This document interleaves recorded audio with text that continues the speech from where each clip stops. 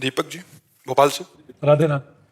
महाराज जी, भक्ति में साधना मतलब मंत्र जप ध्यान द्वारा कुंडली शक्ति को सभी चक्रों को सभी शरीरों को साधते हुए मूलाधार से आगे, तो महाराज जी ऐसे आत्म साक्षात्कार होता है या केवल नाम जप से ही ये स्थिति हो जाती है? जो चाहे वो सब नाम जप से प्राप्त हो सकता है, जो चाहे वो नाम जप से प्राप्त हो सकता है।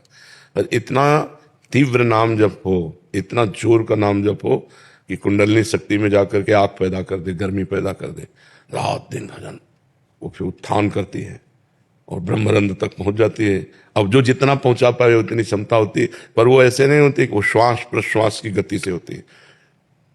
अधिक से अधिक श्वास नाम जप ऊपर, प्रश्वास नाम जप नीचे जपते हुए शांत गति, अल्पाहार, प्रपंच शून्य, परम पवित्र निरंतर नाम जप। अब जो चाहे वो प्राप्त हो जाएगा। ब्रह्म ज्ञान चाहे ब्रह्म ज्ञान प्राप्त हो जाएगा, भगवत प्रेम चाहे भगवत प्रेम प्राप्त हो जाएगा, योग की सिद्धियां चाहे तो योग की। हनुमान जी में कौन सी सिद्धि नहीं है, या कई ऐसे भक्त हैं उनमें कौन सी सिद्धि नहीं, पर उस कोटि का भजन होना चाहिए ना।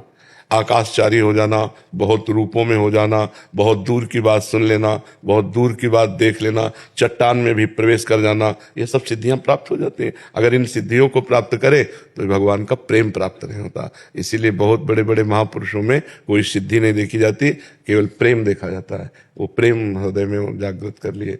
कुछ ऐसे महापुरुष होते हैं जो सिद्धियों तक पहुंच पाते हैं, प्रेम तक नहीं पहुंच पाते हैं।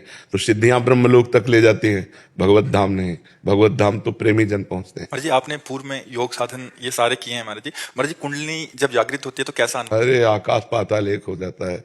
मतलब पूरे शरीर की नस नाड़ियां झंझकृत हो जाती हैं। मतलब जब उत्थान करती है तो एक एक बीता शरीर उठ जाता है आसन से। पद्मासन लगाए बैठे, आसन से उठ जाता है पूरे शरीर की झंझ। मतलब आपको देख के लगेगा इनको प्रेत आ गया है क्या। आग पैदा हो जाती है, आग पैदा हो जाती है, और क्या। ऐसे परमार्थ की हर स्थितियां जागृत हो जाती हैं।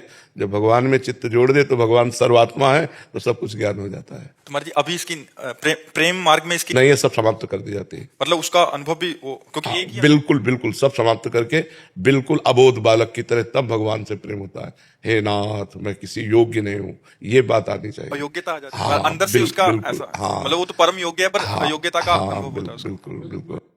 एक बार एक संत बड़े सिद्ध योगी थे। तो एक संत अपने शिष्यों के साथ भगवत भक्त नाव में बैठ रहे थे। तो वो अपनी रौब दिखाने के लिए खड़ाऊ पहने हुए गंगा जी में ऐसे, और जब नाव आगे बढ़ी तो वो खड़ाऊ से ऐसे चल के बोले, क्या तुम्हारी साधना है, नाव में बैठ कर जाते हो? वो कुछ नहीं बोले।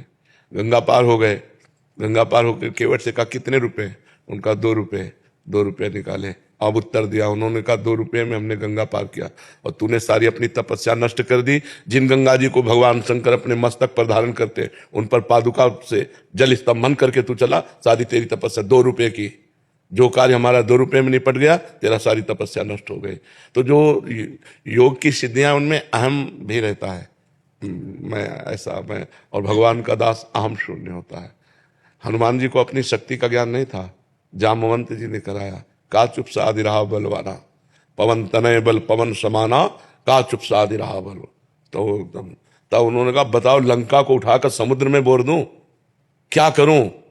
तो उनका बस आपको इतना करना है, समुद्र पार करके जाओ और सीता जी की खबर लेकर रघुनाथ जी को सीता जी की बात बताओ, सीता जी को रघुनाथ जी की बात बताओ। भाई इतना करना है। तो योग में सब सिद्धियां होती है। परमात्मा योग में चित्त को जोड़े तो ये नाम योग है। नाम योग से तेसाम सतत युक्तानाम भजताम प्रीतिपूर्वकम ददामि बुद्धि योगम तम ये नमाम उपयांति ते। भगवान कहते हैं जो निरंतर मेरा भजन करता है उसकी बुद्धि को योग मैं प्रदान करता हूँ। तो सब जागृत हो जाती जाए। कुंडलिनी, षट चक्र भेदन, स्थूल सूक्ष्म कारण सबका ज्ञान, तत्वबोध सब हो जाता है। भगवान का भक्त कोई अज्ञानी थोड़ी होता है। मुझे द्वैत और अद्वैत साधना में आप किस में चल रहे हैं?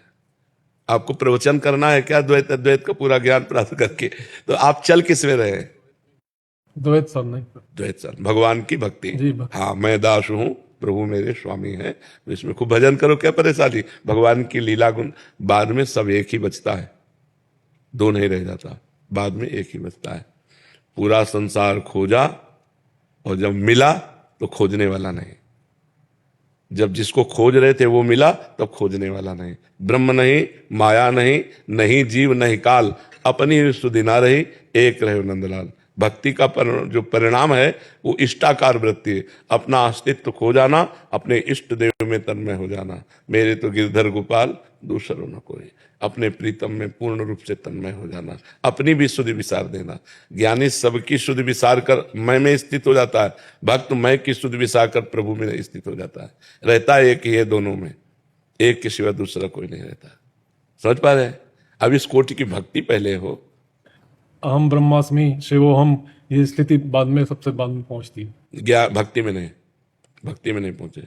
भक्ति में बताया अभी समझ नहीं पाए, ब्रह्म नहीं, माया नहीं, जीव नहीं, नहीं काल, अपनी ही सुदिना रही, एक रहे नंदलाल।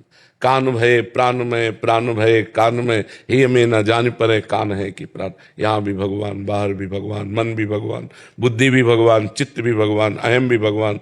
वहां मैं ब्रह्म की सत्ता नहीं, मैं ब्रह्म की सत्ता ज्ञान में आती है।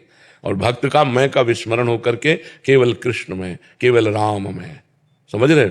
जड़ चेतन जग जीव जत सकल राम में जाने, गोस्वामी तुलसीदास जी कह रहे हैं। यहाँ राम, सामने राम, चराचर जगत में राम, ऐसा भक्त को अनुभव होता है।